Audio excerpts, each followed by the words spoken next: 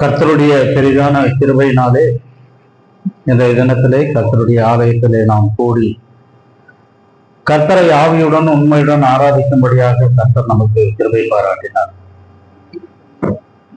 கடந்த வாரத்திலே நடந்த சம்பவங்களை அருமை சகோதரன் இங்கிருந்து சொல்லும் பொழுது நாம் கேட்டுக்கொண்டிருந்தோம். தேவ ஊழியர் சகோதரன் ஞானசேகர் அவர்கள் கர்த்தருக்குள் மரித்தார். அவருடைய ஊழியத்தை குறித்தும் அவருடைய கண்டிப்பை குறித்தும் சொல்லி நம்மை பலப்படுத்தினார். இப்படிப்பட்ட ஊழியக்காரர்களை நாம் கொண்டிருப்பது மிக ஒரு சந்தோஷமானது. கண்டிப்புடன் சொல்லும் பொழுது அது சில பேரை காயப்படுத்தலாம், ஆனால் அது பிற்காலத்திற்கு ஒரு ஒழுங்கிலே வரத்தக்கதாய் எல்லோருக்கும் ஏதுவாக இருக்கும். இன்றைய தின செய்திக்காக அப்போஸ்தலர் நடவடிக்கைகள் 13ஆம் அதிகாரம் 36ஆம் வசனத்திற்கு திருப்பிக் கொள்வோம்.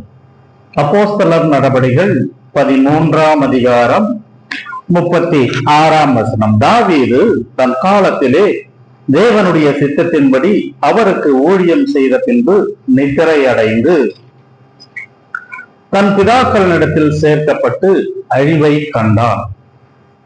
திரும்ப வாசிக்கிறேன், நீங்கள் எடுத்துக்கொள்ளுங்கள். 181ஆம் பக்கம் புதிய ஏற்பாட்டிலே கவனமாய் நீங்கள் இந்த செய்தியை கேட்கவும் முடிந்தால் எழுதி வைத்துக் கொள்ளவும் செய்வோம். அருமை சகோதரன் ஞானசேகரை அன்றைய தினத்திலே நான் இரவிலே அவருடைய ஃபியூனரல் இதை பார்க்கும் பொழுது கர்த்தர் எனக்கு உணர்த்தினது.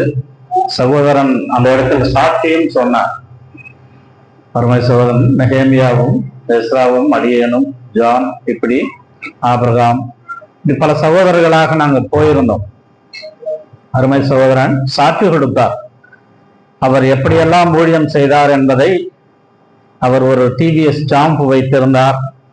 அவருடைய சாம்பினுடைய சத்தத்தை கேட்டவுடனே நாங்கள் ஓடி ஒளிந்து கொள்ளுவோம். ஆனாலும் எங்களை தேடி வந்து ரட்சிப்புக்குள் நடத்தினார். அவர் நடத்தினதனால் இந்த தினத்திலே கர்த்தருடைய சமூகத்திலே ஆலயத்திலே நாங்கள் நிலை நிற்கிறோம் என்கின்ற சாட்சியை அந்த தினத்திலே நாங்கள் கேட்க முடிந்தது.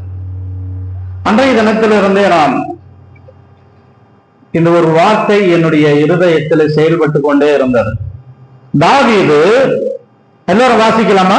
தாவீது தன் காலத்திலே தேவனுடைய சித்தத்தின்படி அவருக்கு ஊழியம் செய்த பின்பு நித்திரையை அடைந்து தன் பிதாக்களிடத்தில் சேர்க்கப்பட்டு அழிவை கண்டான். அன்புள்ள ஆண்டவரே, இரக்கமுள்ள பிதாவே, உம்மை துதித்து ஸ்தோத்திரிக்கிறோம். இந்த காலை நேரத்திலையும் நாங்கள் உம்முடைய வசனத்தை தியானிக்கும் பொழுது ஆண்டவரே எங்களுக்கு இரக்கத்தை தாரும். பேசுகிற அடியனுக்கு தகுந்த வார்த்தைகளை தாரும். அநேகருக்கு ஆண்டவரே எங்களுக்கு கண்களுக்கு முன்பாக கடந்து போய் கொண்டிருக்கிறார்கள். ஆனால் நாங்கள் நிற்கிறோம். இது உம்முடைய கிருபை, இது எங்களால் உண்டானது அல்ல.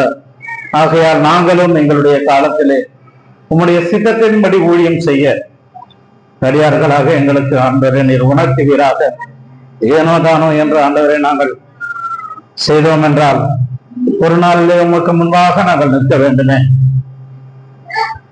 அடியனையும் ஆண்டவரை பலப்படுத்தி தகுந்த வார்த்தைகளை தந்து சபையும் ஆண்டவரை பக்தி உத்தியில வளரவும், இதன் மூலமாக நாங்கள் ஒவ்வொருவரும் கற்றுக்கொள்ள வேண்டிய பாடங்கள் என்ன என்று எங்களுடைய வாழ்க்கையில நாங்கள் அபியாசிக்கத்தக்கதாய் உதவி செய்ய வேண்டுமாய் கேட்டுக்கொண்டு ஜெபத்தை ஸ்தோத்திரத்தோடு கர்த்தரும் ரட்சிகரமாகிய இயேசு கிறிஸ்துவில் ஏறப்பெற்ற நாமத்தின் மூலம் கேட்டுக்கொள்கிறோம் பிதாவே.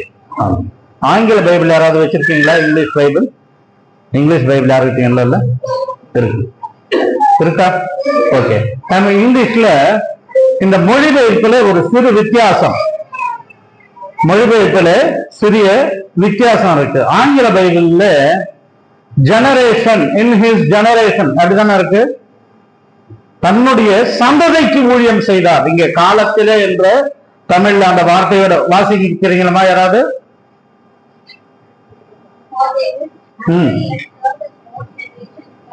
Own generation, the will of God, தேவனுடைய சித்தத்தின்படி அவருடைய காலத்தில் வாழ்ந்த சந்ததிக்கு தாவீது ஊழியம் செய்தார். அதுதான் சரியான மொழிபெயர்ப்பு. இங்க தன் காலத்தில் என்கின்ற ஒரு வார்த்தையோடு முடித்துக் கொள்ளுகிறார். ஆனால் ஆங்கில வேதாகமம் மற்ற வேதாகமத்தில் நீங்கள் வாசித்து பார்ப்பீர்கள் என்றால் his own generation is will of God, தேவனுடைய சித்தத்தின்படி தன்னுடைய காலத்தில் வாழ்ந்த தன் சந்ததியாருக்கு தாவீது ஊழியம் செய்தான். வேதத்திலே சவுல் என்கின்ற ஒரு ராஜா இருந்தார், தாவீது என்கின்ற இன்னொரு ராஜா இருந்தார். சவுல் 40 ஆண்டுகள் அவர் அந்த நாட்டை இஸ்ரவேல் தேசத்தை ஆண்டார். தாவீது 40 ஆண்டுகள் ஆண்டதாக வேதத்திலே வாசிக்கிறோம்.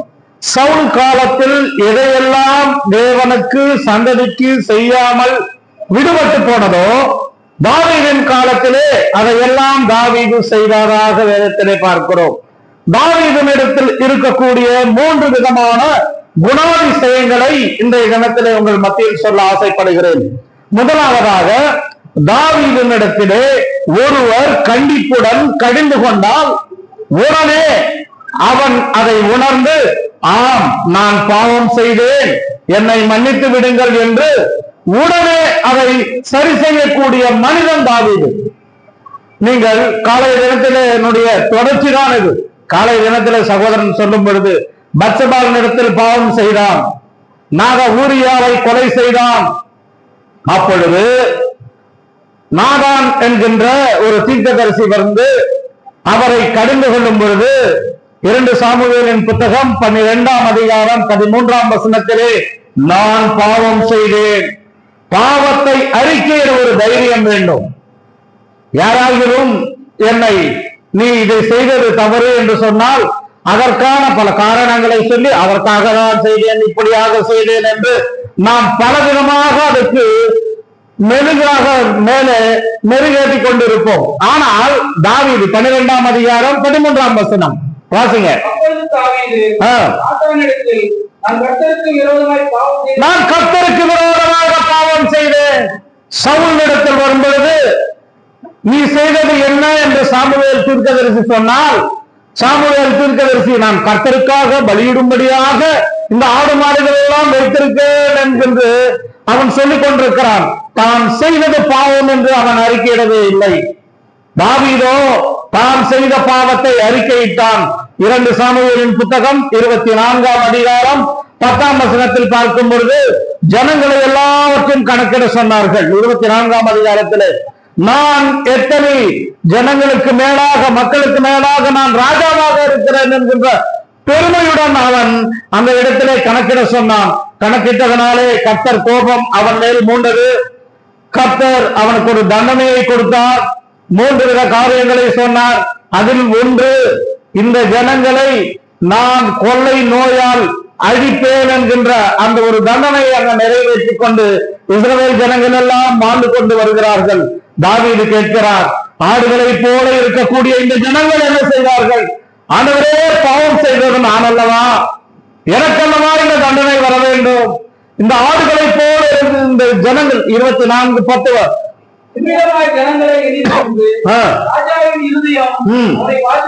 வாதித்தது. பெரிய பாவம் செய்தேன். 2 சாமுவேல் 12:13 நான் பாவம் செய்தேன்.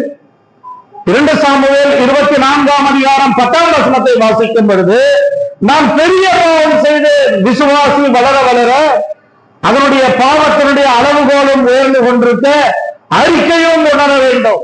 நான் செய்தது பெரிய பாவம். நான் செஞ்சது சின்னதான, இது என்ன பெருசுபடுத்துறீங்க? சொல்லவே இல்லை. தாவீதுக்கு இருக்கக்கூடிய முதல் குணாதிசயத்தை பார்த்தோம். ஊழியக்காரராக இருக்கக்கூடியவர்களும் கர்த்தருக்கு ஊழியம் செய்கிற அனைவரும், கர்த்தருடைய ஊழியர் என்பது தனிப்பட்ட முறையில் அல்ல, தேவனுடைய ரத்தத்தினாலே கழுவப்பட்ட அனைவரும் தேவனுடைய ஊழியக்காரர்கள் தான். தவறை சுட்டி காட்டும் பொழுது அறிக்கையிடுவர்களாக காணப்பட வேண்டும். இது தாவீதுடைய வாழ்க்கையில இருந்தது. இரண்டாவதாக, தேவனுடைய வீட்டை குறித்து அவன் கவலைப்பட்டான். சவுல் ராஜா ஒரு நாளும் அந்த உடன்படிக்கை பெட்டியை குறித்து அவன் கவலைப்படவே இல்லை. உடன்படிக்கை பெட்டி எங்க இருக்குன்னு அதுவரை சவுல் ராஜாவுக்கு தெரியவே தெரியாது. ஆனால் தேவனுடைய வீடு, இன்னொரு காரியத்தை சொல்லுகிறேன், 1 நாளாகமம் 17ஆம் அதிகாரம் முதல் வசனம் நினைக்கிறேன். 1 நாளாகமம் 17ஆம் அதிகாரம் முதல் வசனம்.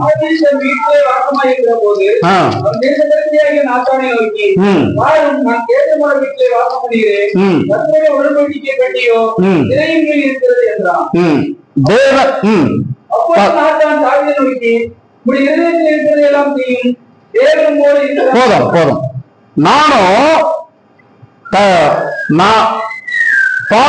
நான் கேதுருடைய வீட்டிலே வாசம் பண்ணுகிறேன். கர்த்தருடைய உடன்படிக்கை பெட்டியோ திரைகளின் கீழாக இருக்கிறது.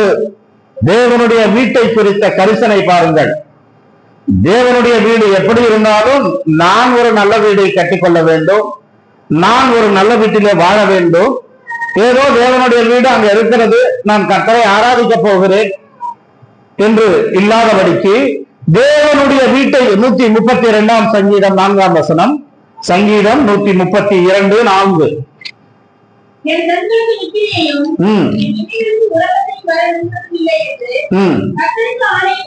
மூன்றாம் வசனம்.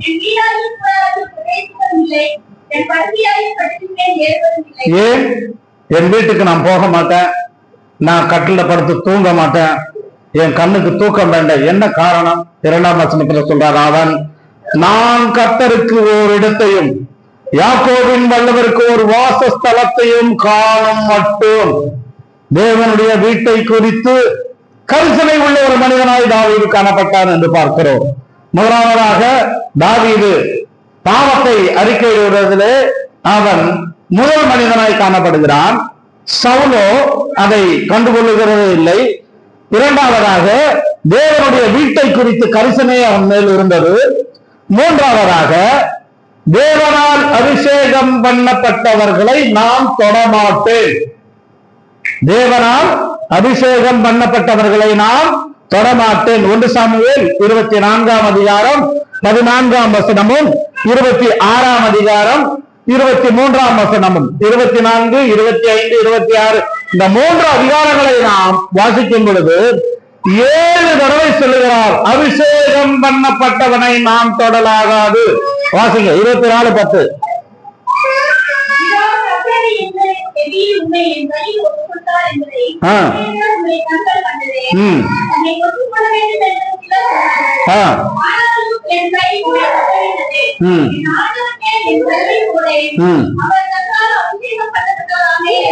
அவர் கர்த்தரால் அபிஷேகம் பண்ணப்பட்டவர், கர்த்தரால் அழைக்கப்பட்டவர், தேவனுடைய ரத்தத்தினால் கழுவப்பட்டவர், தேவனுக்கு ஊழியம் செய்கிறவர். நான் தொட மாட்டேன், இது என்னுடைய வேலையும் அல்ல, அதை கர்த்தர் பார்த்துக் கொள்வார். 26ஆம் அதிகாரம் 23ஆம் வசனம்.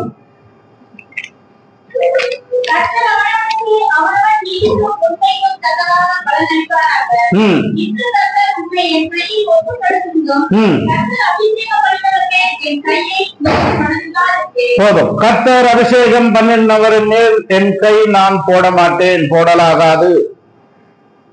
நாம் கர்த்தருடைய பிள்ளைகளுக்கு சில நேரங்களில் விரோதமாய் பேச அஞ்சுகிறதே இல்லை. ஒருவேளை அவர்கள் தவறை செய்திருந்தாலும் அதை குறித்து ஜெபிக்கவும் அதற்காக நாம் கர்த்தரிடத்தில் மன்றாடவும் செய்ய வேண்டும். ஆனால் அவருக்கு விரோதமான காரியங்களை ஒரு காலமும் நான் செய்ய மாட்டேன். இப்படிப்பட்ட ஒரு தாவீது என்ன கற்றுக் கொடுத்தார்? தன்னுடைய சந்ததிக்கு என்ன கற்றுக் கொடுத்தார்? his own generation and will of God, தேவனுடைய சித்தத்தின்படி கற்றுக் கொடுத்தார். ஊழியம் என்ன? மேடையில் என்ன பிரசங்கம் பண்றது மட்டுமல்ல. ஊழியம் என்பது ஜெபிப்பது மட்டுமல்ல. என்னுடைய வாழ்க்கையின் மூலமாக என்னுடைய உற்றார் உறவினர்கள், என்னுடைய நண்பர்கள், என் அயல் வீட்டார், என்னை சுற்றிலே இருக்கக்கூடியவர்கள், வேலை ஸ்தலம், பள்ளி ஸ்தலம், கல்லூரி ஸ்தலம், எதுவாக இருக்கட்டும், அங்கே இருக்கக்கூடியவர்கள் ஆண்டவராகிய இயேசு கிறிஸ்துவை அறிந்து கொள்ளும்படியாக நாம் நடந்து கொண்டால் அதுதான் தேவனுக்கு நாம் செய்கிற ஊழியம். இதுதான் தேவனுக்கு நாம் செய்யக்கூடிய ஊழியம். சகோதரன் ஞானசேகரை குறித்து சகோதரன் சாட்சி சொல்லும் பொழுது அவருடைய கண்களிலே தண்ணீர் வந்து கொண்டிருக்கிறது. அவர் எப்படியெல்லாம் ஊழியம் செய்தார். அவர்தான் எங்களை தேடி வந்தார். ஒரு காலத்தில் பல்லாவரத்தில் நாங்கள் இருக்கும்போது எங்களை தேடிக்கொண்டு வருவார். இல்லை என்றால் இன்றைய தினத்திலே நாங்கள் ஊழியம் செய்ய முடியாது. அப்படிப்பட்ட ஒரு ஊழியரை கர்த்தர் அவருடைய சித்தத்தின்படி எடுத்துக்கொண்டார், தகுந்த நேரத்தில் எடுத்துக்கொண்டார். அவர் கர்த்தருக்குள் நித்திரை அடைந்தார். தாவீது தன் காலத்திலே அவன் தேவனுடைய சித்தத்தின்படி ஊழியம் செய்து நித்திரை அடைந்தான். ஆகையாலே தேவனுடைய சித்தத்தின்படி நாமும் போக போகிறோம். யாரை சந்திக்க? பரமபிதாவை சந்திக்கும்படியாக நாமும் ஆயத்தமாக வேண்டும். ஆகையால் மரணம் என்றால் என்ன என்பதை இன்றைய தினத்தில் நான் உங்கள் மத்தியில் பேச வேண்டும் என்று ஆசைப்படுகிறேன். பிறப்பு மரணம் ஒரு தடவைதான். இந்த உலகத்திலே மனிதன் பிறப்பது ஒரு தடவைதான், மரிப்பதோ ஒரு தடவைதான். இரண்டாவதாக நாம் ஒரே தடவை மரிப்பதில்லை. நாம் அனைவரும் ஒரே தடவை மரிப்பதில்லை. பிறப்பது தாயினுடைய கருவிலே உருவாகி தேவனுடைய சித்தத்தின்படி இந்த உலகத்திற்கு ஒரே வழியாகத்தான் வருகிறோம். தாயின் கருவில் இருந்து அவரவர்கள் அவருடைய தாயின் கருவில் இருந்து அது ஒரு வழியாகத்தான் நாம் வருகிறோம். எப்படி வருகிறோம்? சங்கீதங்களின் புத்தகம் 51ஆம் அதிகாரம் 5ஆம் வசனத்திலே, நான் துர்க்குணத்தில் உருவானேன், என் தாய் என்னை பாவத்திலே கற்பந்தரித்தால். ஒரே வழியாகத்தான், பாவத்தின் வழியாக, தாயின் கருவின் வழியாக இந்த உலகத்திற்குள் வருகிறோம். ஆனால் நாம் மரிக்கும் பொழுது ஒரே விதமா மரிக்கிறது இல்ல. அனைவரும் ஒரே விதமா மரிக்கிறோமா? எல்லோரும் ஒரே மாதிரி மரிக்கிறது இல்ல. வித்தியாசங்கள், மரணத்தில் ஒவ்வொருவருக்கும் ஒவ்வொரு வித்தியாசங்கள் உண்டு இல்லையா? ஆகையால எல்லாம் காலையில சொன்ன செய்தி தான் திரும்ப வந்துட்டு இருக்கு. எல்லோரும் பாவம் செய்து தேவ மகிமையற்றவர்களாய் இருக்கிறோம். சங்கீதம் 14:3 என்ன வாசித்தோம்? எல்லோரும் வழிதப்பி ஏகமாய் திரும்பி போ இல்லையா? 14:3 வழி விலகி ஏகமாய் கேட்டு, ஒரே வழியில வந்தோம், ஒரே விதமாய் வாழ்கிறோம், எல்லோரும் வழிவிலகி ஏகமாய் கெட்டு போனோம். ரோமர்ல வாசிக்கும் போது எல்லோரும் பாவம் செய்து தேவ மகிமை அற்றவர்களாகணும், நீதிமான் ஒருவனோ இல்லை. இது நாம் இந்த உலகத்திற்கு வந்த வழி. ஆனால் இந்த உலகத்திலிருந்து போகும் பொழுது ரெண்டு வழி இருக்கு. 2 types of death. 2 விதமான மரணங்கள் உண்டு. எழுதி வைத்துக் கொள்ளுங்கள். நீங்க எசேக்கியேல் 33ஆம் அதிகாரம் 11ஆம் வசனத்திலே பார்க்கும் பொழுது துன்மார்க்கருடைய மரணம். எசேக்கியேல் 33:11 துன்மார்க்கருடைய மரணம். மேல நீங்க அப்படி எழுதிக்கலாம். ஒரு பக்கம் முதல் மரணம், அதாவது மரணம் 1, மரணம் 2 என்று எழுது. துன்மார்க்கருடைய மரணத்தை குறித்து எசேக்கியேல் 33ஆம் அதிகாரம் 13ஆம் வசனத்தில் இருக்கிறது.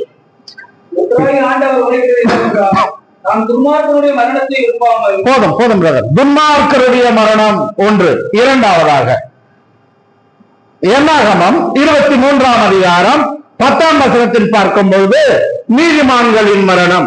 ஒரு பக்கம் துன்மார்க்கரின் மரணம், இன்னொன்று நீதிமான்களின் மரணம். இந்த 2 வழியிலே ஏதாவது ஒரு வழியில தான் நாம் இந்த உலகத்தை விட்டு கடந்து போக போகிறோம். ஒன்று நீதிமானாய் மரிக்க வேண்டும், இல்லை என்றால் துன்மார்க்கனாய் மரிக்க வேண்டும். யோவான் 8ஆம் அதிகாரம் 21ஆம் வசனமும் 24ஆம் வசனத்திலே பார்க்கும் பொழுது நம்முடைய மரணம் பாவங்களினாலே வரக்கூடிய மரணமாக இருக்கிறது. இது துன்மார்க்க மரணத்தினுடைய கீழாக வரும். வாசிங்க யோவான் 8:21.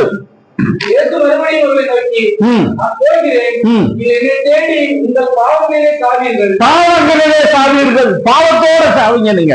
24.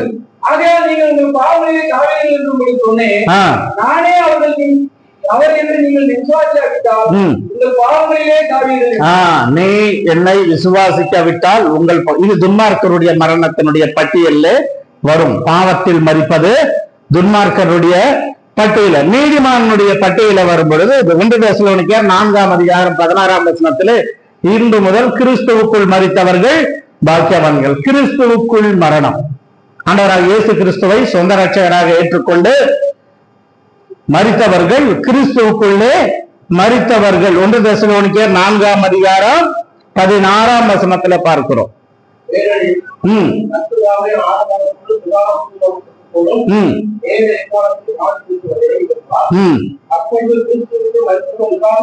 கிறிஸ்துவுக்குள் மரணம், துன்மார்க்கருடைய மரணம். அதற்கு கீழாக என்ன சொன்ன? இந்த பக்கம் நீதிமான்கள், ஏ துன்மார்க்கருடைய மரணம், பி நீதிமான்களுடைய மரணம். துன்மார்க்கருடைய மரணத்தின் பட்டியலே பாவத்திலே மரணம் வருது. இந்த நீதிமான்களுடைய பட்டியலிலே கிறிஸ்துவுக்குள்ளே மரணம், கிறிஸ்துவுக்குள்ளே மரணம் வருது. சரி, சங்கீதம் 82ஆம் அதிகாரம், சங்கீதம் 82ஆம் அதிகாரம் 7ஆம் வசனம்.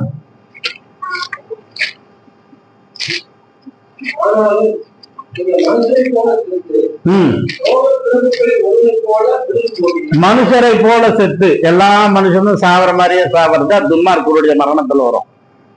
அவனும் சாவறான், நானும் சாவறோம். இருக்கிறவரெல்லாம் அனுபவிச்சுட்டு போயிடுவோம். சொல்லுகிற மனுஷரை போல மதித்து, மனுஷரை போல ஒரு மரணம் இருக்கு.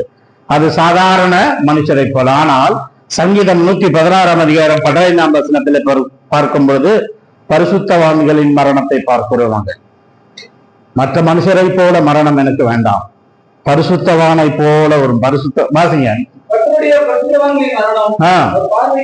பரிசுத்தவான்களின் மரணம் 7 ஒரு பட்டியலை பார்க்கிறோம். துன்மார்க்கருடைய மரணம், பாவங்களில் சாவது, மற்ற மனுஷரை போல மரிப்பது, 3 பார்த்தோம் இல்லையா?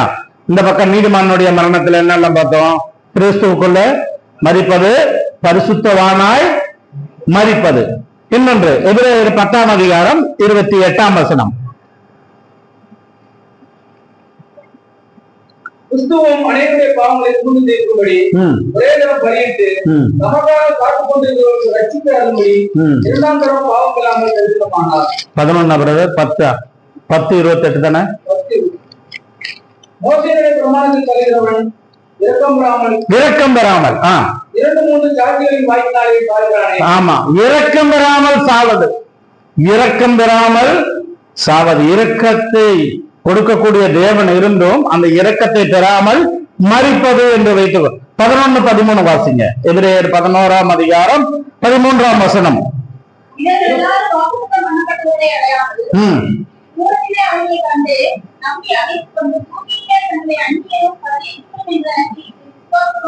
விசுவாச மரணம், விசுவாசத்தோட மரணம். எத்தனை பார்த்தோம்? 4. இங்க ஒரு 4, இங்க ஒரு 4 பார்த்தோம் இல்லையா? தாவீது தன் காலத்திலே தேவனுடைய சித்தத்தின்படி ஊழியம் செய்து நித்திரை அடைந்தான். நாமும் தாவீதை போல அவனுடைய குணாதிசயங்கள் கொண்டு நம் காலத்தில் உள்ளவர்களுக்கு நாம் ஊழியம் செய்து நாம் நித்திரை அடையும் போது இந்த பக்கத்தில் உள்ள மரணத்தின்படி நாம் மரிக்கிறோமா? மரணம் எல்லோருக்கும் உண்டு, மரணம் எல்லோருக்குமானது. வருகிற வழிதான் தாயின் கருவையிலே எல்லோரும் வந்தோம். மரிக்கும் பொழுது வித்தியாசங்கள் உண்டு. மரணத்தில் 2 விதமான வித்தியாசங்களை இந்த தினத்திலே பார்த்தோம். நாம் எப்படிப்பட்ட மரணத்தை விரும்புகிறோம்? எப்படிப்பட்ட மரணம் நமக்கு வேண்டும் என்று கேட்கிறோம் ஆண்டவரிடத்துல? துன்மார்க்கரா, நீதிமானா? பாவங்கள் சாவறதா, கிறிஸ்துவுக்குள் மரிப்பதா? அல்லது நான் மற்ற மனுஷரை போல மரிப்பதா, பரிசுத்தவானாய் மரிப்பதா, இரக்கம் பெறாமல் மரிப்பதா, அல்லது இரக்கம் பெற்று பரிசுத்த விசுவாசத்தோடு மரிப்பதா? இப்படிப்பட்ட 2 மரணங்களை இன்றைய தினத்திலே பார்த்தோம். இப்போ 2 மரணங்களை பார்த்த நாம் 2 விதமான உயிர்த்தெழுதல்களையும் பார்க்க போகிறோம். 2 விதமான resurrections, 2 types of resurrections, 2 விதமான உயிர்த்தெழுதல். ஏன் மரிக்கும் போது நாம் ஒரே மாதிரி மரிக்கிறது இல்லை. அதே போல கர்த்தருடைய வருகையிலே நாம் எழுப்பப்படும் பொழுது ஒரே மாதிரி எழுப்பப்படுகிறதோ இல்லை. தானியேலின் புத்தகம் 12ஆம் அதிகாரம் 2ஆம் வசனம். தானியேலின் புத்தகம் 12ஆம் அதிகாரம் 2ஆம் வசனம். பூமியின் கூலிலே நித்திரை பண்ணுகிறவர்களாகிய அநேகர் சிலர் நித்திய ஜீவனுக்கும், சிலர் நித்திய ஜீவனுக்கும், சிலர் நித்திய நிந்தைக்கும், சிலர் நித்திய நிந்தைக்கும் இகழ்ச்சிக்கும் விழித்து எழுந்திருப்பார்கள். போதும். மரித்த நித்திரை அடைந்தோம், அடக்கம் பண்ணப்பட்டார்கள், உயிர்த்தெழுதல் இருக்கிறது. ஆண்டவருடைய வருகை என்பது நாம் அவர் மேகங்களுடன் வரும்பொழுது நாம் எழுந்திருக்க போகிறோம். எதற்காக எழுந்திருக்க போகிறோம்? 12:2 சொல்லப்பட்ட மாதிரி தூணிலே நித்திரை பண்ணுகிறவளாகிய அநேகரில் சிலர் நித்திய ஜீவனுக்கும், சிலர் நித்திய நிந்தைக்கும். யோவான் 5:29 ஆண்டவராய் இயேசு கிறிஸ்து சொல்லும் பொழுது, யோவான் 5:29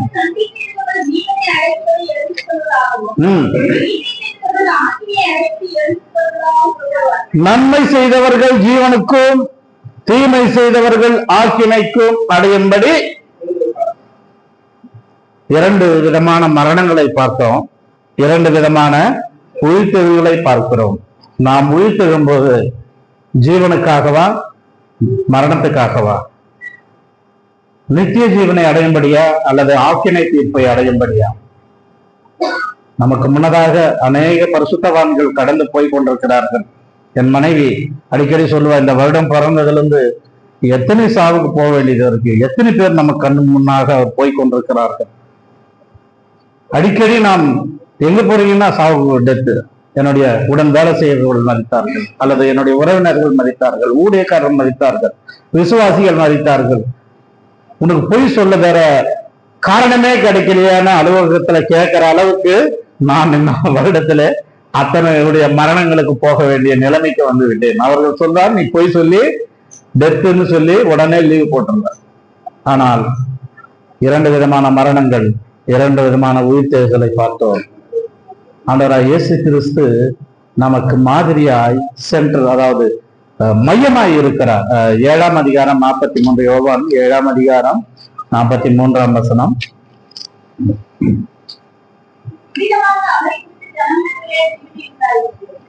ஜனங்களுக்குள்ளே என்ன பிரிவினை? 2 விதமான பிரிவினைகள். நித்திய ஜீவனுக்கா, ஆக்கினை தீர்ப்புக்கா? 2 விதமான பிரிவினைகள். ஆண்டவராய் இயேசு கிறிஸ்து இடையில் இருக்கிறார், மத்தியில நிற்கிறார், சென்ட்ரல் பிளேஸ், மையமாய் இருக்கிறார். 2 விதமான பிரிவினைகள். அவர் நம்மை பிரிக்க வந்திருக்கிறார். எத்தனை காரியங்களை பார்த்தோம் மரணத்தை பார்த்தோம் இல்லையா? எப்படிப்பட்ட மரணம்னு பார்த்தோம், 2 விதமான மரணங்கள்னு பார்த்தோம், 2 விதமான உயிர்த்தெழுதலை பார்த்தோம் இல்லையா? இப்போ 2 விதமான தீர்ப்புகளை பார்க்க போகிறோம். Judgment, 2 types of judgments. எல்லோரும் மரிக்கிறதும், மனிதன் ஒரே தரம் மரிப்பதும், அவனுக்கு நியாயம் தீர்க்கப்படுவதும் நியமிக்கப்பட்டிருக்கிறது. மரணம் உறுதி. நாம் எப்பொழுது மரிப்போம் என்று தெரியாது, எப்பொழுது கர்த்தர் நம்மை இந்த உலகத்தை விட்டு எடுத்துக்கொண்டு போவார் என்பது தெரியாது. ஆனால் மரணம் உறுதி. மரித்தவர்கள் உயிர்த்தெழுதலோ உறுதி. அதில் எப்படிப்பட்ட உயிர்த்தெழுதலை நாம் ஆசைப்படுகிறோம், எப்படிப்பட்ட நியாய தீர்ப்பை பார்க்க போகிறோம். ரெவலேஷன், புக் ஆஃப் ரெவலேஷன், வெளிப்படுத்தல் 20ஆம் அதிகாரத்துக்கு வாங்க. 11-12 வெளிப்படுத்தல். பெரிய வெள்ளை சிங்காசனத்தையும் கண்டேன். அவருடைய சமூகத்திலிருந்து பூமியும் வானமும் அகன்று போயின, அவைகளுக்கு இடம் காணப்படவில்லை. மரித்தோராகிய சிறியோரையும் பெரியோரையும் தேவனுக்கு முன்பாக எடுத்துக் கண்டேன். அப்பொழுது புத்தகங்கள் திறக்கப்பட்டன. ஜீவ புத்தகம் இன்னும் வேறொரு புத்தகம் திறக்கப்பட்டது. அப்பொழுது அந்த புத்தகங்கள் எழுதப்பட்டவைப்படியே மரித்தோர் தங்கள் தங்கள் கிரியைகளுக்கு தக்கதாக நியாயம் படைத்தார்கள். ஒயிட் த்ரோன் ஜட்ஜ்மெண்ட், வெள்ளை சிங்காசன தீர்ப்பு. வெள்ளை சிங்காசன தீர்ப்பு. ஆண்டவர் சிங்காசனத்தில் வீட்டு இருக்கிறார், அவருக்கு முன்பாக எல்லோரும் நிற்கிறார்கள். இது அனைவருக்குமான தீர்ப்பு. ரட்சிக்கப்பட்டவர்கள், ரட்சிக்கப்படாதவர்கள், ஆண்டவரை ஏற்றுக்கொண்டவர்கள், ஏற்றுக்கொள்ளாதவர்கள், விசுவாசிகள், அவிசுவாசிகள், எல்லோருக்குமான தீர்ப்பு. வெள்ளை சிங்காசன தீர்ப்பு. 2வது இன்னொரு தீர்ப்பு இருக்கு, ரோமர்ல இருக்குது. 14ஆம் அதிகாரம் 10ஆம் வசனம். ரோமர் 14ஆம் அதிகாரம் 10ஆம் வசனம். இப்படி இருக்க நீ உன் சகோதரனை குற்றவாளி என்று தீர்க்கிறதல்ல, நீ உன் சகோதரனை அற்பமாய் எண்ணுகிறதல்ல.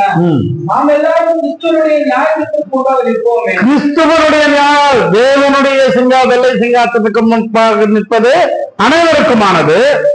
கிறிஸ்துவோடைய நியாய சிங்காசனத்துக்கு முன்பாக நிற்பது விசுவாசிகளுக்கானது. அதாவது அங்கே நீ இந்த உலகத்தில் செய்த கிரியைகளுக்கு தக்க பலன் ரிவார்ட்ஸ் அங்க கொடுக்கப்படும். குட் ஒர்க்ஸ், அதாவது நல்ல காரியங்களுக்காகவும் தேவனுக்காக நீ செய்யக்கூடியதுக்கான கிரீடங்களையும் உனக்கு கொடுக்க ரிவார்ட்ஸ் அவார்டு கொடுக்கக்கூடிய இடம்தான் கிறிஸ்துவின் நியாயாசனம். 2 விதமான தீர்ப்புகள் இந்த உலகத்துல இருக்கு. அப்பொழுது அப்படின்னா என்ன அர்த்தம்னா, ஜெயம் பெற்றவர்கள் தேவனுக்கு முன்பாக அவர்களுடைய வெகுமானங்களை வாங்கக்கூடிய ஒரு இடம் இருக்கு. அது கிறிஸ்துவின் நியாய சிங்காசனம். அதற்கு ஆங்கிலத்திலே பீமா ஜட்ஜ்மெண்ட் சொல்லுவாங்க. ஆங்கிலத்திலே Bema judgment, white throne judgment, Bema judgment பார்க்கிறோம். அப்போ நம்முடைய வாழ்க்கையில நாம் பார்க்க வேண்டிய, கவனிக்க வேண்டிய, கர்த்தருக்காக ஊழியம் செய்யும் பொழுது எவ்வளவு எச்சரிக்கையா இருந்து தேவனுடைய சித்தத்தின்படி, நம்முடைய சித்தத்தின்படி அல்ல, தேவனுடைய சித்தத்தின்படி தன் காலத்திலே தன் ஜனங்களுக்கு தாவீது ஊழியம் செய்து நித்திரை அடைந்தான். மரணம் எல்லோருக்குமானது. மண்ணானது திரும்பவும் மண்ணுக்கு போகிறது. ஆவி எங்க இருக்கு அந்த வசனம்? பிரசங்கியின் புத்தகம் 12ஆம் அதிகாரம். இது எல்லாரும் ஞாபகம் வச்சுக்க வேண்டிய ஒரு புத்தகம். 12ஆம் அதிகாரம் 7ஆம் வசனத்தை பாருங்க. மண்ணானது முன்னிருந்த பூமிக்கு திருப்பி ஆவி தன்னை தேவனிடத்திற்கு மறுபடியும் போவதற்கு முன்னும். இந்த வார்த்தை சொல்றதுக்கு முன்னாடி 12ஆம் அதிகாரத்துல 1ஆம் வசனத்திலிருந்து இந்த பிரசங்கி என்கின்ற சாலமான் எவ்வளவு அழகா எழுதுறாருன்னா, நான் ஒவ்வொன்னா சொல்றேன், நீங்க குறிச்சிக்கீங்க இல்லையா? 2ஆம் வசனத்திலிருந்து வாசிக்கிற, முதல் வசனத்துல வாசிக்கலாம். நீ உன் வாலிப பிராயத்திலே உன் சிருஷ்டிகரை நினை, தீங்கு நாட்கள் வராததற்கு முன்னும் எனக்கு பிரியமானவைகள் அல்ல என்று நீ சொல்லும் வருஷங்கள் சேராததற்கு முன்னும் சூரியனும் வெளிச்சமும் சந்திரனும் நட்சத்திரங்களும் அந்தகாரப்படாததற்கு முன்னும் மழைக்கு பின் மேகங்கள் திரும்ப வராததற்கு முன்னும். வாசிக்கிறீங்களா ஒவ்வொன்னா மெதுவா? போதும். அது முதல் பாயிண்ட். வீட்டு யாரு? கால்கள். வீட்டு கால்கள் இது நம்முடைய கால்கள் தள்ளாடுவதற்கு முன்னும், மரணத்துக்கு போவதற்கு முன்ன, மண்ணுக்கு போவதற்கு முன்னாடி என்னெல்லாம் நடக்குது பாருங்க. என்ன ஆகும்? கால் தள்ளாட ஆரம்பிச்சிடும். அடுத்தது பலசாலிகள் கூனி போய் இயந்திரம் அரைக்கிறவர்கள்னா, இயந்திரம் அரைக்கிறவர்கள் என்ன? பல்லு. இயந்திரம் அரைக்கிறதுனா பல்லு கொட்டி போயிடும். பல்லு கொட்டி போயிடும். கிரைண்டர்ல போட்டு இல்ல மிக்சியில போட்டு அரைச்சுதான் கொடுக்கணும் இல்லையா? பல்லு. எந்திரம் அரைக்கிறவர்கள் கொஞ்சம் காலமானதில் ஓய்ந்து. அப்புறம் யார் அவர்கள்? கண்கள். பலகனி வழியாய் பார்க்கக்கூடியவர்கள் கண்கள். ஒருவருடைய மரணத்திற்கு முன்னாடி என்ன நடக்குதுன்னு பிரசங்கி எழுதி வைத்திருக்கிறார். முதலாவதாக கால்கள் தள்ளாடும். அதற்கு பிறகு பல்லு. எந்திரம் அரைக்கிறவர்கள் அவர் கொஞ்ச காலத்தில் ஓய்ந்து போய்விடுவார்கள். மூன்றாவதாக பலகனி வழியாய் பார்க்கிறவர்கள் இறந்து போகிறதுக்கு முன்பும். வாசிங்க. திருவாசல் கதவு காது. காதுல ஒண்ணும் கேட்காது. வயசான என்ன ஆகும்? பல்லு கொட்டி போயிடும், காதும் கேட்காது. குருவியின் சத்தத்திற்கு எழுந்திருக்க வேண்டியதாகி சீத வார்த்தைய தென்னையெல்லாம் அடங்கி போவதற்கு முன்னும், ஒவ்வொரு வார்த்தைக்கும் முன்னும், இதுக்கு முன்னாடி இல்லையா? நீங்க அதை அப்படியே நோட் பண்ணிட்டு வாங்க. அப்புறம் 5 மேட்டுக்காக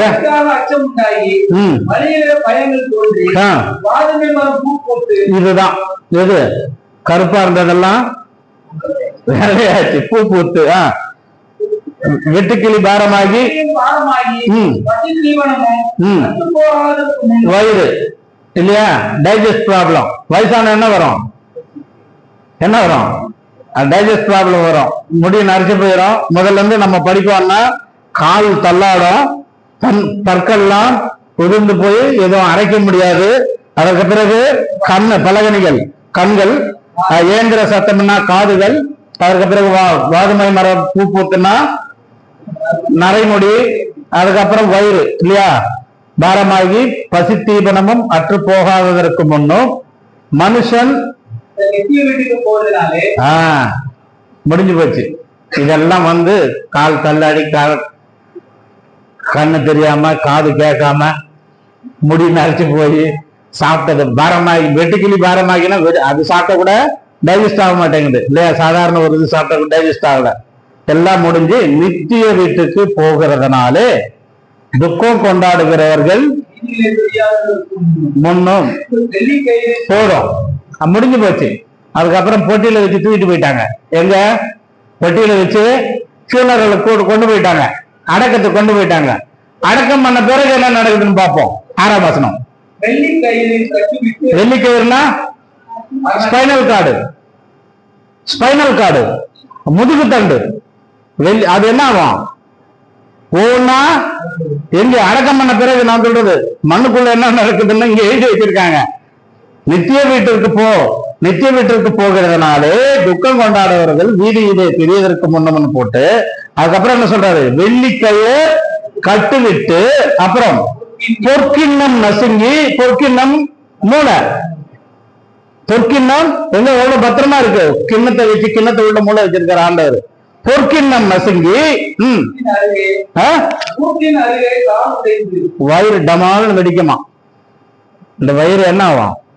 உள்ள தண்ணி எல்லாம், உள்ள இருக்கிற தண்ணி எல்லாம் வச்சு கொட்டை. இதெல்லாம் எப்ப நடக்கும்?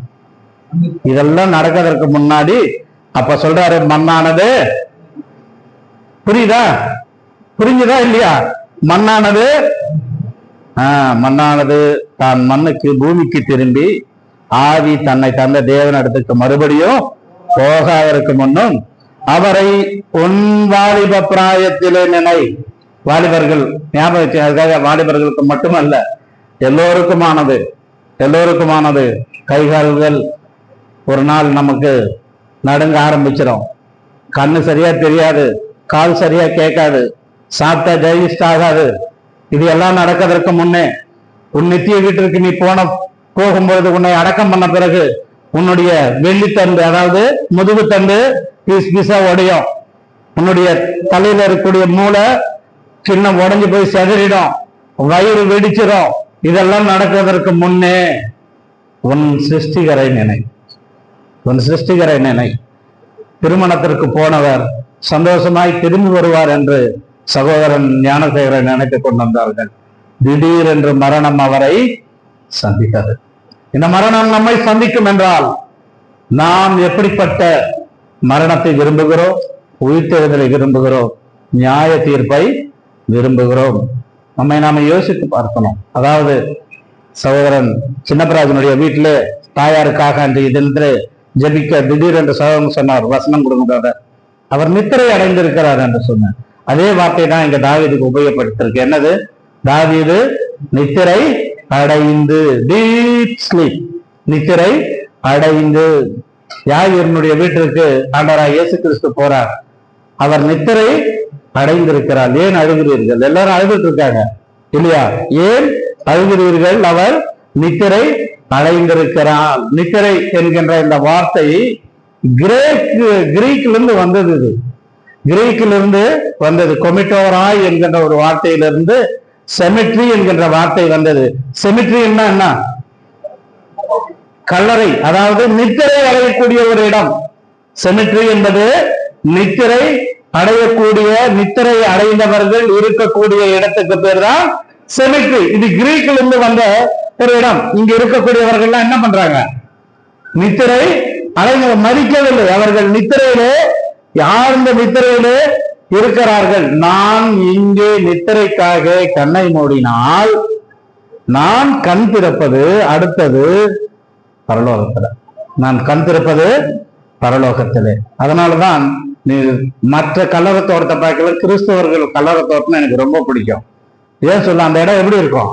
அவ்வளவு அமைதியா இருக்கும், அவ்வளவு அழகா இருக்கும். சில இடங்கள்ல தோட்டங்களாகவே, தோட்டம்னு கல்லறை தோட்டம்னா அது தோட்டமா பராமரிக்கக்கூடிய இடங்கள் எல்லாம் உண்டு. நான் இக்கரையில் இருக்கிறேன், இப்பொழுது இக்கரையில் கண் மூடி விட்டேன். நான் கண் திறக்கும் பொழுது அக்கறையிலே கண் திருப்பேன், கர்த்தருடைய சமூகத்திலே கண் திருப்பேன். இந்த நிச்சயம் நமக்கு உண்டா? இந்த நிச்சயம் எத்தனை வருடங்களா நான் கர்த்தருடைய வீட்டிற்கு வருகிறோம்? எத்தனை நாளா தேவனுடைய வார்த்தை கேட்டுக்கொண்டிருக்கிறோம்? மரணம் என்பது ஒரு நித்திரை. இரண்டாவதாக மரணம் என்பது ஒரு விடுதலை. மரணம் என்பது ஒரு விடுதலை, ஓய்வு. காலையில் 5 மணி ஆனா எழுந்திரிச்சு ஓடணும், திருப்பி வீட்டுக்கு வந்து வீட்டு குடும்பத்தை பார்க்கணும், திரும்பவும் ஊழியத்துக்கு ஓடியே வரணும் இல்லையா, என் சொந்த காரியங்களுக்கு ஓடணும். ஒரே ஓட்டமா ஓடிக்கிட்டு இருந்த என்னுடைய வாழ்க்கையிலே ஆண்டவர் ஓய்வு கொடுத்து விட்டார். ரெவலேஷன் மீன்ஸ் வெளிப்படுத்தல் 14:13, புக் ஆஃப் ரெவலேஷன்.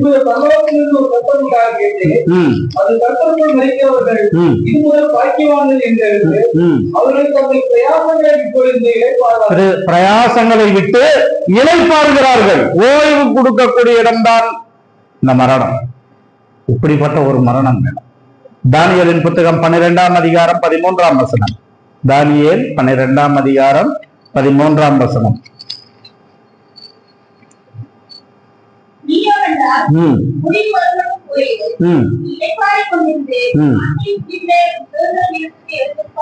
ஆமா, நீ இளைப்பாரி கொண்டிரு, முடிவிலே உன் சுதந்திரத்துக்கு என்று நீ எழுந்திருப்பாய். நீ இப்பொழுது இளைப்பாரி கொண்டிரு. கர்த்தர் சொல்லுகிறார், மரிக்கிறவர்களை நீ இளைப்பாரி கொண்டிரு, நான் முடிவிலே நீ எழுந்திருப்பாய், முடிவிலே எழுந்திருப்பாய். முதலாவதாக மரணம் என்பது நித்திரைக்கு அடையாளமாய் பவுல் சொல்லுகிறார். வேதம் சொல்லுகிறது தாவீது நித்திரை அடைந்தான். நித்திரை அடைவர்கள் குறித்து உங்களுக்கு தெரிந்திருக்க நீங்கள் துக்கப்பட அவசியமில்லை என்று தெசலோனிக்கேயர்ல பவுல் எழுதுகிறார். அவர்கள் நித்திரை அடைந்திருக்கிறார்கள், மரிக்கவில்லை.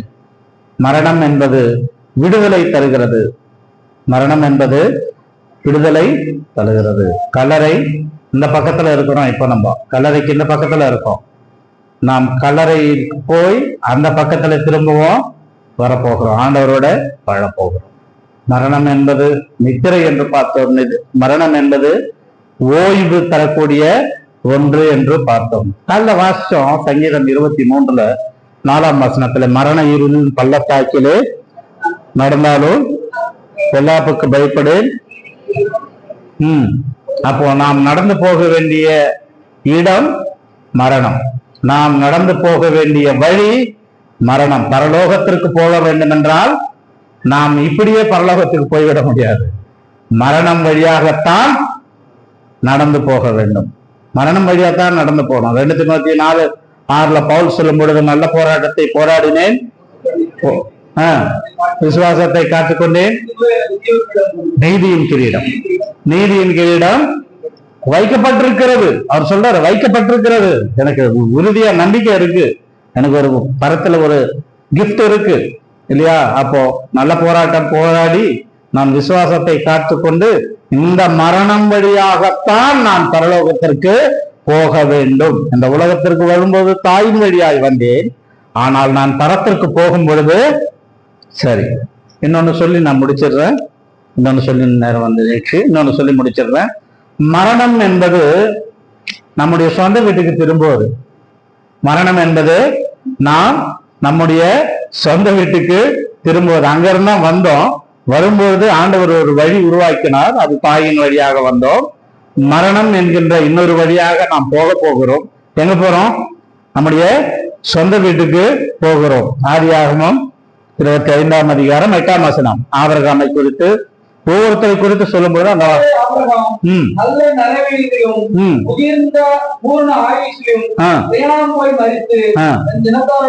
தன் ஜனத்தார் எங்க இருக்காங்க?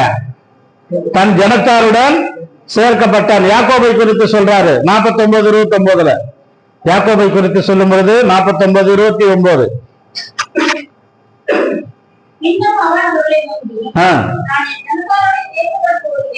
நான் அங்க போறேன், என் ஜனங்கள்லாம் அங்க இருக்காங்க. நான் மரித்தான். இதை தெரிந்து கொண்டால் மரணத்தை நாம் சந்தோஷமாக ஏற்றுக்கொள்வோம். என் ஜனம் எல்லாம் அங்க இருக்கு, என்னுடைய சொந்தம் எல்லாம் அங்க இருக்கு, நான் அங்க போய் சேர போறேன். மத்தேயு 8:11. மத்தேயு 8ஆம் அதிகாரம் 11ஆம் வசனம். அநேகர் கிழக்கிலும் மேற்கிலிருந்து வந்து பரலோகராஜ்யத்தில் ஆபிரகாம், ஈசாக்கு, யாக்கோபு என்னுடைய சந்திப்பார்கள். எங்க அங்க பந்தி இருக்கு, ஃபீஸ்ட் நடக்குது இல்ல? யாரெல்லாம் இருக்காங்க அந்த பந்தியில? ஆபிரகாம், ஈசாக்கு இருக்காரு, யாக்கோபு இருக்காரு. நானும் என் ஜனத்தாருடன் அங்க போய் சேரப்போகிறேன். That is death. அதான் மரணம். அதனால மரணத்திற்காக நாம் கவலைப்பட வேண்டியதில்லை. மரணம் ஒரு நாள் கண்டிப்பாய் நம்மை சந்தித்துத்தான் தீரும். ஏனென்றால் இது தேவனால் நிச்சயிக்கப்பட்டது. இந்த மரணம் வழியாகத்தான் நாம் பரலோகத்திற்கு போக வேண்டியது இருக்கிறது. மரணம் நமக்கு நித்திரை என்கின்ற வார்த்தையை பயன்படுத்துகிறது. மரணம் நமக்கு ஓய்வு என்கின்றதை தெரியப்படுத்துகிறது. இந்த மரணம் இவ்வழியாகத்தான் நாம் பரலோகத்திற்கு போய் நம் முற்பிதாக்கள் இருக்கக்கூடிய நம்முடைய வீட்டிலே நாம் எங்கிருந்து வந்தோமோ அதே இடத்திற்கு சேர்க்கப்பட போகிறோம். அதுக்காக மரணத்தை குறித்து கவலைப்பட வேண்டாம். நீங்கள் கவலைப்பட வேண்டியது எல்லாம் எப்படிப்பட்ட மரணம் வேணும்? நீதிமானுடைய மரணமா, துன்மார்க்கனுடைய மரணமா? அதாவது உயிர்த்தெழுதலை குறித்து கவலைப்படணும். என்ன, எதற்காக?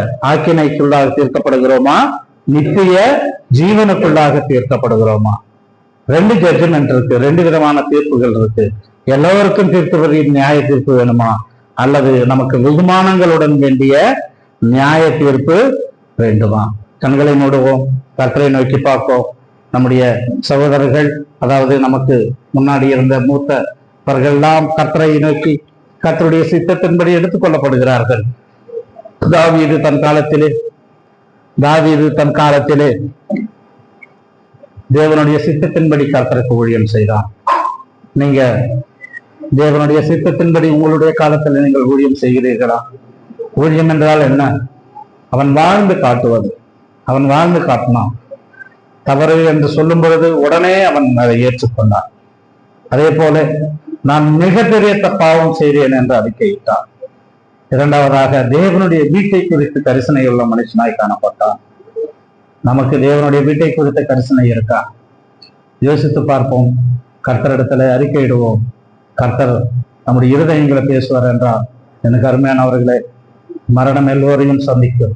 ஒருவேளை அந்த மரணம் இன்றைய தினத்திலே, இன்றைய நாளிலே நம்மை சந்தித்தார். நாம் எப்படிப்பட்ட மரணம், எப்படிப்பட்ட நியாய தீர்ப்பு, எப்படிப்பட்ட உயிர்த்தெழுதலை பங்கெடுக்க போகிறோம் என்பதை அறிந்து கர்த்தரிடத்தில் ஒப்பு கொடுத்து சரி செய்து கொள்வோம். கர்த்தர் தாமே இந்த வசனங்களை ஆசீர்வதிப்பாராக. ஆமென்.